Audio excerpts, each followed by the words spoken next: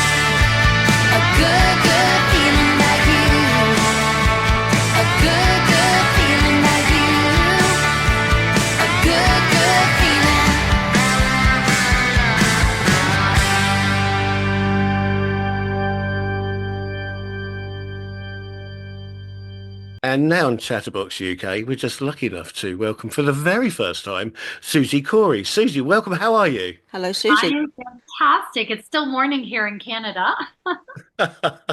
Oh, well, we're just about to start getting dark here, but yeah, 9 minutes past three, we're doing the recording in the afternoon. Yes, it's just, yeah. By the time we finish, it probably will be dark, won't it? Well, it was better than yesterday's weather. Yeah, we had almost had a monsoon, yeah.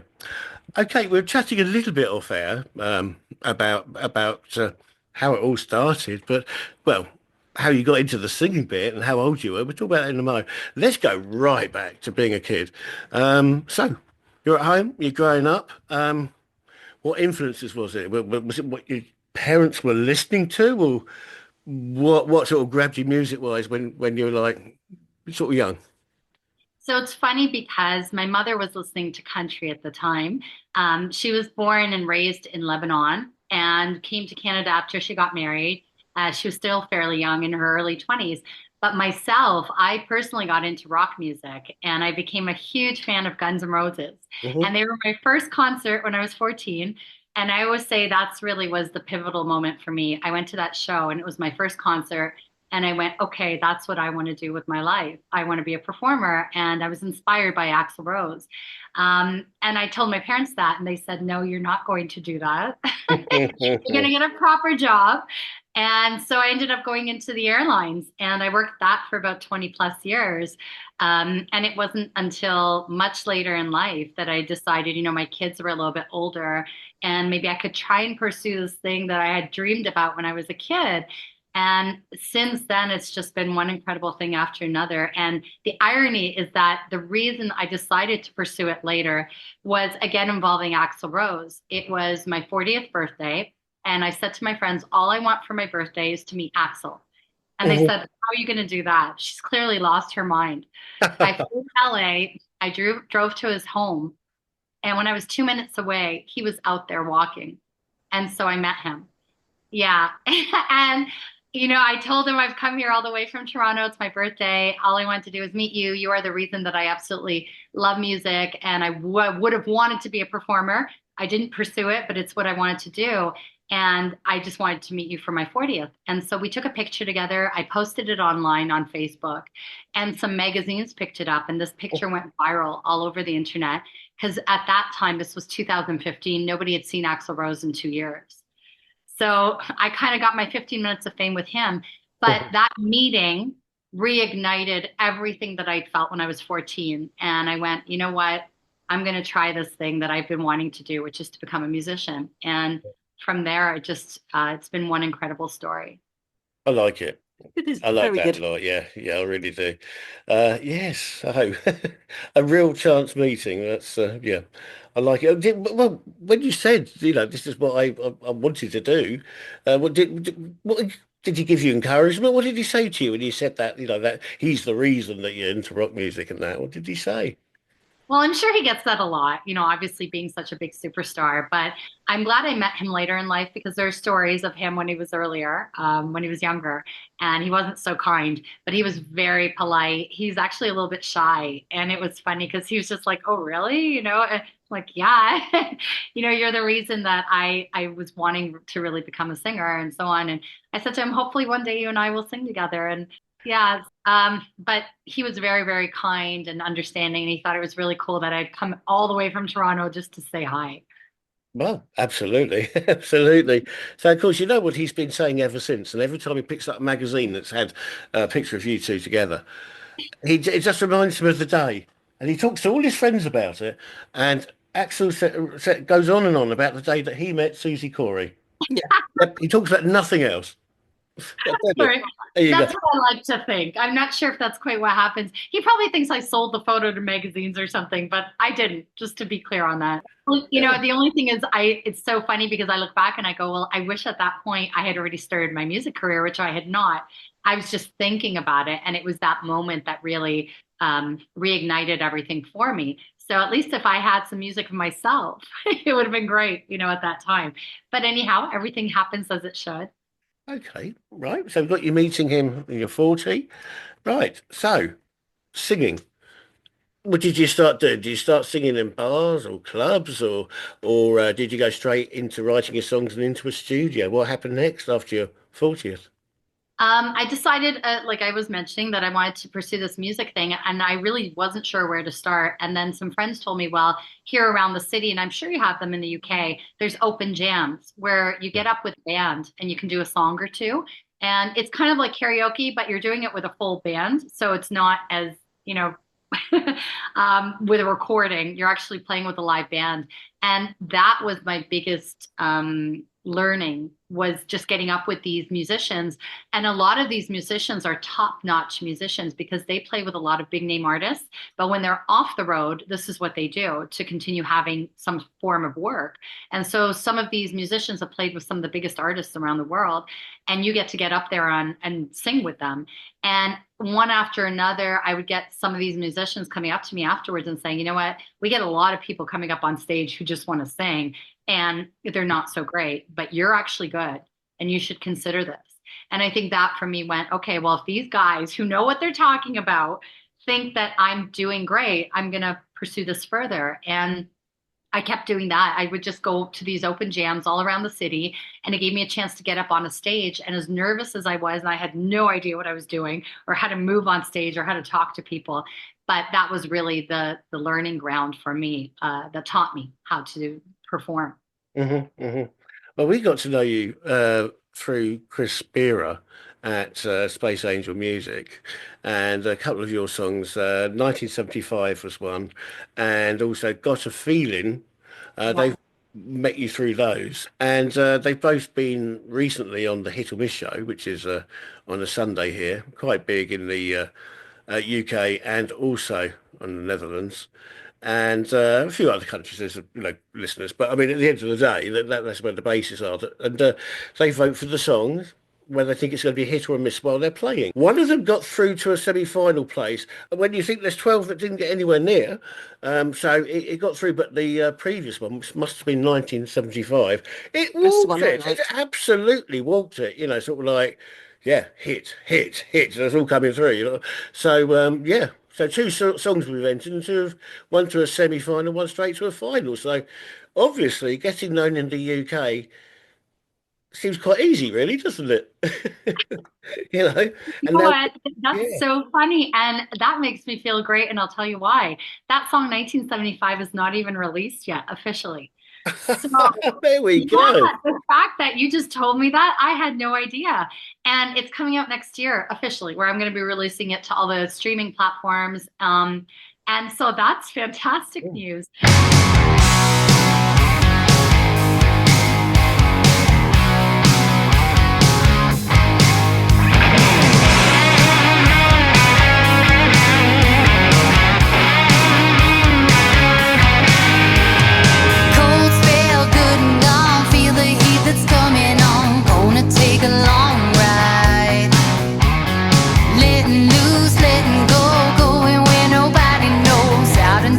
Countryside.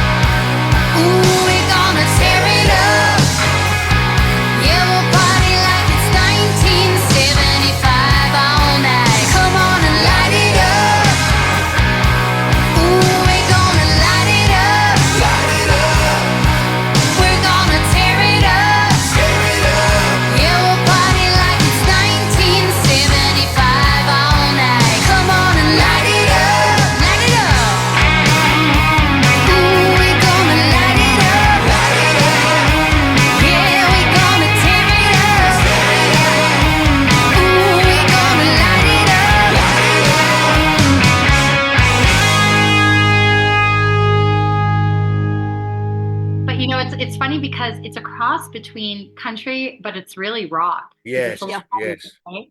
Yeah, and my music in general is country rock, but Got a Feeling is more poppy than it is rock. Mm. So this one's a little heavier country. Well, I'll tell you what we do. When it is officially released, we'll make sure we play it again. I was born in the 70s, and that's why for me that was a big song that I wanted to write because I just think out of all the decades, personally, I think even though I was still a baby and growing up, the 70s music is just something else. It was raw. It's still not as, although we have a lot of great music happening right now, but it feels more like it's heavily produced and intentional with trying to create a hit song. Mm. Whereas back then, a lot of music was just, these musicians who were very raw and were given the platform to do what they wanted because a lot of the music execs didn't even know, what was going to work and what wasn't going to work. And so these wild and crazy musicians would come up with just some of the craziest things and it worked and people resonated with it. So when I first started writing and working with my producer Brent Woods is in Los Angeles and he works with bands like Kiss and he was in a band with Taylor Hawkins of the Foo Fighters. So he's this long-haired rocker and I thought, great, I'm going to write a rock album. But then when I started writing my songs, he listened to them and he said, this is not rock. It's more country than it is rock. And I said, what are you talking about? All I listen to is rock music. And then that's kind of where, we touched on it at the beginning of the interview. My mother listened to country all the time. So I was used to listening to, Kenny Rogers, Dolly Parton, Linda Ronstadt, all those artists. And I think it influenced me in a way that I didn't even realize. So then when I started kind of, doing more of the country thing, but I thought I have to do it in a way that's genuine to who I am because I'm a big rock fan. And I found that middle ground with country rock. So it works. What else is coming up next in 2025? Yeah. What else is coming up? Well, in January, I'm going to LA to record again with my producer. We're going to do one more song because I'd like to release a vinyl album to kind of put a compilation of all the songs that I put together. I have 8 released. 1975 is coming out, and then I'm doing one more to make 10 so that we can have 5 and 5 on each side of this vinyl album. Nice. And I think it fits in with the whole theme because of the song called 1975 that people are not listening to CDs much, but vinyl's kind of done a comeback. Yes. So I'd love to put out a vinyl album. Yeah, absolutely. I was surprised that our HMV record store in the town centre here is incredible. The whole centre of the shop and more than one aisle now, it's vinyl. Yeah. And it's more than half the shop. No exaggeration, it's now vinyl again. Yes. It really is. And you think, God. And then you see the prices of it. You think, oh my God. And it cost me £4.99, £30 or whatever it is. But the smell of vinyl when you first open it, that's good. Well, and I know we live in a world now where you release singles and it's just one song at a time. And sometimes the fans don't even know the artist's name. They just like a song, because it got popular on TikTok or on social media. And I really miss the days when I would buy cassettes or I'd buy vinyl or CDs even, and you'd open up the credits and read and liner notes and read the words and I'd go over lyrics. And maybe it's because also, I love music so passionately and wanted to be a musician. I'd really get in there. I'd see who produced it, who did everything on it. But just there was something about even opening it up and looking at the photos of your artist. You got this little fold out thing that comes with it sometimes. So there's something about having that physical product that's incredible. Chatterbox. You're listening to Nick Prince and SUEL on Chatterbox UK.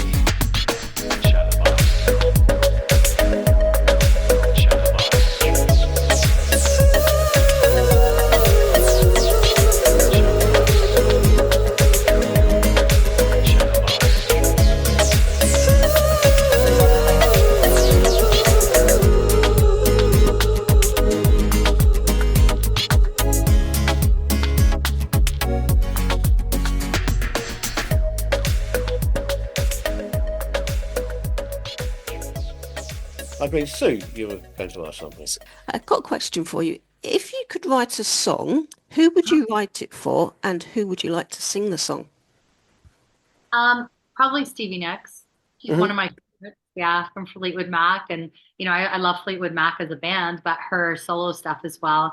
And it's so funny because one time I played the song, my song, Settle of the Dust for someone, and I didn't tell them it was me. And they said, "Is that Stevie Nicks? Does she have a new song?" And I said, "Oh my God, that could not be a bigger compliment." And I No. cover a lot of her music when I do shows and I do some covers. I cover some of her stuff. So definitely Stevie Nicks. I absolutely adore her style. That, she's got class, beautiful songwriting, wonderful voice. Just, yeah. Brilliant. That's what I like. She's great. Absolutely great. Okay, so what about touring? I mean, you got this vinyl album. That is a tour to go with it, or do you just sort of do gigs all the time and not so much a tour? You just do a gig when you book. So how does that side of things work out? Yeah, I mean, I'd love to set up something where it's more of a formal tour, but up until now, that's what it's been. I've done some festivals, some shows all around. I was mentioning to you, like I've had chances to play in the US, in Nashville, Texas, Los Angeles. I've played in Brazil, which was really cool. I was invited to do a festival there. And so, I've gotten some amazing opportunities, but I would like to do something that's more intentional. I'd like to come out to the UK for Oh. sure. I've got something else for Susie. Yeah, what do your children think of your singing career? So there's two parts to it. The initial part was mom is going crazy and she's her mind. And oh my God, our friends are going to see her on social media and this is going to be embarrassing. And then all of a sudden they start to see that, I was doing these bigger shows and getting an award in Texas last year. And just kind of the more understanding, I've kind of talked to them all the way through it, that the way it works as a business. And when they started to understand that not only am I doing it, I'm not just doing it as a dream, a young person who's dreamt of becoming this, and then you're doing it just to fulfill some kind of fantasy. I actually took it seriously and started writing my own music. And then when I went to work with a producer, I chose the producer that I'd like to work with, for particular reasons. The music videos that I shot, all professionally done. I've invested a lot into it. And then I got back a lot from it as well. I've been able to make a successful career out of it and make good money. And I showed my kids that side of it so they understood that this is a profession and it's not mom trying to live out some childhood fantasy. And once they saw that, then it became like, okay, so this is serious. And I wanted them to understand that, because if they're thinking of doing something similar where they want to follow whatever their passion is, I wanted them to see that you can make that passion something actually viable as a career. And it's not just to do for fun. You just have to figure out how to make it work business wise and be serious about it and be organized. And, I've done everything up until this point by myself, from booking my shows to getting on things like Sirius XM, which is satellite radio here. And that's huge. And a lot of people hire people to do these things, but I've been able to do it on my own because in my professional career, have been in management forever. And I understand how to manage things and how to reach out to the right people and how to communicate, how to, go to radio stations, meet with people in person and build those connections on my own. So it's been a learning process for myself, but also for my kids. It's been good for them to see how to build something like this. Okay, cool. Right, we've got a website which we're Yeah, now how amazing is that? currently looking at, and it's SuziKory.com. So Suzi, SUZIKORY.com. SuziKory.com. And I'm currently looking at it, and where are we? We have got links to music. We've got links to events that you've got going on. Nice photo gallery. I like some of the outfits you wear. They're nice. Yeah. So I'm available on all the streaming platforms if you want to listen to the music, whether it's Apple Music, um, on Spotify, and it's also available on things like TikTok, through my website, SuziKory.com that you mentioned. So really, I'm out there on all the social media platforms, and yeah. Okay, so we've got the kids. Are they now in a situation where they're proud of what their mum's doing? They're no longer embarrassed what you might do on the TV or whatever you might be. Are they now proud of you? They accept it. They think you're good. Is that where we are now? Well, I guess you can be proud and still embarrassed sometimes because in when I put out the song "Got a Feeling," I'm not sure if you've had a chance to look at the music video, but basically it was during COVID, and there was this whole thing about being having to stay home and not going out, and so I thought it would be funny to make a music video about that. What I did was order online from Amazon a boyfriend, and it happened to be a blow up doll. And then him and I become social media stars, and we blow up on TikTok because I couldn't use TikTok. And I really lived that. I actually traveled with that. His name was Johnny Toronto. And I would go to restaurants with him. I went to LA with him. I went to Nashville with him. My whole social media at that time when that song came out was with me and Johnny, my blow up doll boyfriend. And we get married. There's actually a wedding and everything else in the video. You see us get married. And so my kids were like, Mom, up until now, we've been okay with all of this. This is a little too much. I'm not sure. So, because their friends obviously look at their mom's social media. And so it gets a little tricky, but they understand. I said to them, look, this is all part of marketing and it's having fun with it. And you can't take yourself too seriously. I think when they're younger, it's harder because obviously friends will be like, what the hell is your mother doing with a blow up doll? Well, sure. It's only you, me, and about 200,000 other people. Okay, so no, this isn't going to get out. What happened to Johnny? Did he dump you? Did you get rid of him? Have you got a better model now? What happened? Some fool. You might have got a puncture. Some fool somewhere is going to be asking, "Have you still got him?" Well, excuse the pun, but it got deflated, the whole relationship. Brilliant. Love it. Very good. I would have him wearing our shirt together. I created one of my merch things was the shirt from Got a Feeling. So you see me and him together. And that way people saw him and they took selfies and they'd say, oh, who do we tag? I actually created even a Facebook page for him and an Instagram. And so he has his own social media. And people loved it and they ate it up. So I got all this additional attention from, just going to a restaurant, sitting there, and people would be like, what is that? And then they'd come up and they'd want to take photos. And so, yeah, it's easy marketing where I'm not doing much except walking around with this thing. And people are like, what is that? And so it gives you a chance to talk about it. And of course, he's wearing the shirt too. So it was like, oh, who's Suzi Kory? I'm like, well, that's me. So, sorry. Because in the video I have pink hair, so people don't necessarily make the connection. But yeah, brilliant. I like that. It's very good. Yeah, I will send you a song. I'm probably going to send you "Settle of the Dust." It tends to be one of my most popular songs. It's a love song, and real quick snippet about it that's funny is that I wrote it about my producer who I was working with, and I had the biggest crush on him. And the thing is, we were friends and we're working together. So, you got to keep it professional. And he would always tell me about all the relationships he was in and with several women. He's a touring musician. And I would just think, this is killing me because he feels he's my friend and he's telling me all these things. I'm like, I don't want to hear it. So I wrote this song to kind of just say, I don't know. If you listen to the lyrics, you'll understand. But he produced the song, and I was just like, this is crazy. He's working on a song that he doesn't know is about him. That's great. Now, he eventually caught on. I remember at the end of the recording of the song, we were done, and I was leaving to the airport in an hour. We'd finished the vocals, and he turned around. He said, is this about me? And I said, no, are you crazy? Why would I write a song about you? Okay. Now, 2 years later, when I was over it, I said, you remember when you asked me? Yeah, it was about you. So he knows, and we laugh about it now. Anyway, it's been really great meeting you and chatting at last, Suzi. And yeah, we've enjoyed it. And I know the listeners will love it. I just wish you all the best of luck for the future. Sure. And we will catch you. Thanks for coming on Chatterbox. And Suzi Kory, we'll catch you sometime soon. Take care. Thank you. Take care. Bye-bye. Bye-bye now. Bye. Bye.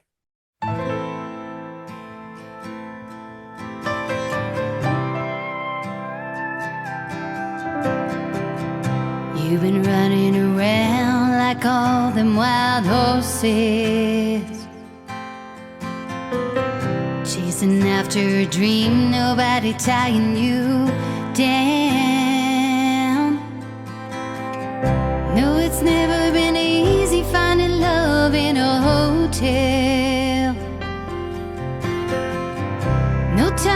goodbye, you gotta hit the next town.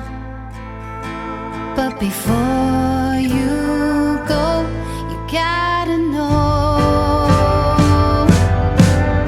You fool, can't you see? The only one that's gonna set your heart free is standing right there next to you, watching all the girls that come through. Knows it's only just a matter of time, waiting her turn in an endless line. 'Cause you're the only one that she wants. Visions of you in her heart that you haunt. So take your sweet little time if you must. Just know she'll be waiting there with the settle of the dust, with the settle of the dust. Open skies and burning miles, heading down the highway, leaving lovers behind. Ain't nothing slowing you down. Up and gone before this town will ever see the light of day. You never can say if you'll ever be coming back around. But before you go, you gotta know. You fool, can't you see? The only one that's gonna set your heart free is standing right there next to you, watching all the girls that come through. Knows it's only just a matter of time, waiting her turn in an endless line. 'Cause you're the only one that she wants. Visions of you in her heart that you haunt. So take your sweet little time if you must. Just know she'll be waiting there with the settle of the dust, with the settle of the dust. When the desert winds are blowing, they can turn the sand to stone. It can lead your soul down a lonely road, but her heart will guide you home. You fool, can't you see? The only one that's gonna set your heart free is standing right there next to you, watching all the girls that come through. Knows it's only just a matter of time, waiting her turn in an endless line. 'Cause you're the only one that she loves, bringing you home when the road has been rough. So take your sweet little time if you must. Just know she'll be waiting there with the settle of the dust, with the settle of the dust, with the settle of the dust, with the settle of the dust, with the settle of the dust, with the settle of the dust.